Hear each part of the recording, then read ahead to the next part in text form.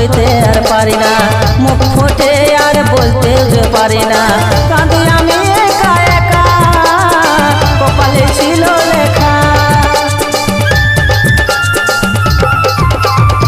মনের কষ্ট সইতে আর পারি না, মুখ ফুটে আমি বলতে যে পারি না।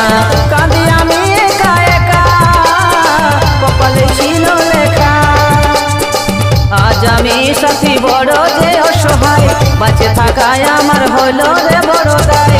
আজ আমি সাথী বড় যে অসহায়, বাঁচে থাকায় আমার হলো রে বড় দায়।